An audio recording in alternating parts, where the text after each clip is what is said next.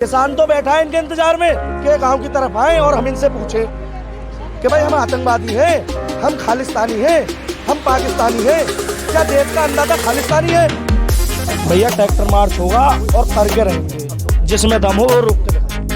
आपकी उम्र क्या है अभी? मेरी उम्र 17 साल है। 17 साल में इतनी ज़्यादा समझ क्यों नहीं भैया? हम पढ़ रहे हैं, सरकार तो हमको कमार बनाना चाह रही है। 2 साल स्कूल बंद रहा के कोरोना में सरकार कहाँ चाह रही है किसान का बेटा पढ़े? सरकार तो ये चाह रही है ये पढ़े नहीं, अंधभक्त बन जाए, इनका पागल बनाओ, मूर्ख बनाओ और वोट ले जाओ। एक एक पाई का जब तक हिसाब नहीं होगा ना, आंदोलन के गीत नहीं हिलेगी, और जिसमें दम है वो आंदोलन की दिखाते जब तक हमारा पूरा हिसाब नहीं होगा। प्रधानमंत्री को शर्म आनी चाहिए। हत्यारा प्रधानमंत्री है देश का, 750 किसानों की मौत का हत्यारा है।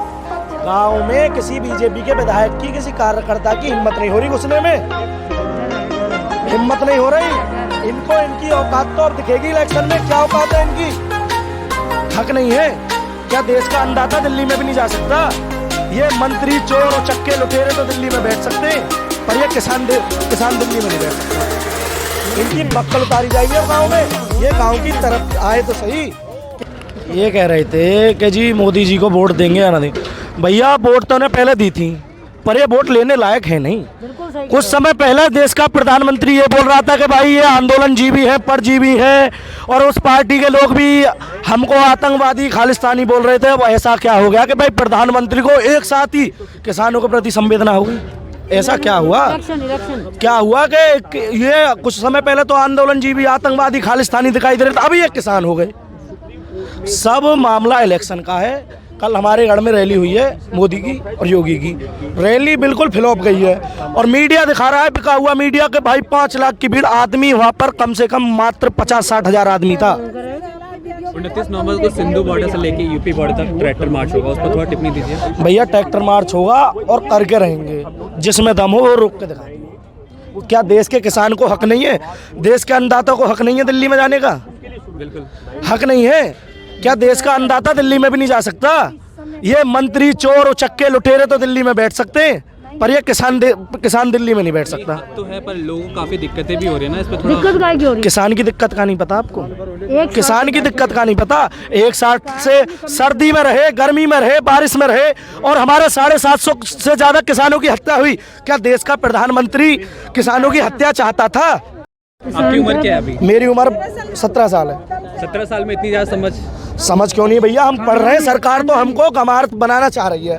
2 साल स्कूल बंद रहा के कोरोना में सरकार कहाँ चाह रही है किसान का बेटा पढ़े? सरकार तो ये चाह रही है ये पढ़े नहीं, अंधभक्त बन जाए, इनका पागल बनाओ, मूर्ख बनाओ और वोट ले जाओ। सरकार ये सोच रही है। गांव में किसी बीजेपी के विधायक की, किसी कार्यकर्ता की हिम्मत नहीं हो रही घुसने में, हिम्मत नहीं हो रही। इनको इनकी औकात तो अब दिखेगी इलेक्शन में, क्या औकात है इनकी? जूते चप्पलों की माला से स्वागत होगा इनका, इनकी बक्कल उतारी जाएगी अब गांव में। ये गांव की तरफ आए तो सही। किसान तो बैठा है इनके इंतजार में कि गांव की तरफ आए और हम इनसे पूछे कि भाई हम आतंकवादी हैं, हम खालिस्तानी हैं, हम पाकिस्तानी हैं, क्या देश का अन्नदाता खालिस्तानी है? प्रधानमंत्री को शर्म आनी चाहिए। हत्यारा प्रधानमंत्री है इस देश का, 750 किसानों की मौत का हत्यारा है। 750 किसानों का हत्यारा है इस देश का प्रधानमंत्री। क्या ये कानून पहले वापस नहीं हो सकते थे? बताइए, पहले नहीं हो सकते थे? प्रधानमंत्री तो चाहता था कि किसान मरे और ये डरे और भाग जाए। और उन्होंने अपनी स्पीच में कहा ना कि हमने वापस ले लिया ये 3 कानूनों को। वापस तो मजबूरी में लिया है। उपचुनाव में भैया सुपड़ा साहब हो गया इनका, जमानत जब्त हो गई, जमानत जब्त हो गई इनकी। तो इन्हें दिख रहा है कि भैया यूपी हारेंगे, पंजाब हारेंगे, और सुपड़ा साहब दिल्ली में भी हारेंगे। और जब ही इन्होंने कहा भाई अब कृषि कानून वापस करो। एक एक पाई का जब तक हिसाब नहीं होगा ना, आंदोलन की ईंट नहीं हिलेगी, और जिसमें दम है वो आंदोलन की ईंट हिला के दिखा दे, जब तक हमारा पूरा हिसाब नहीं होगा। Very good.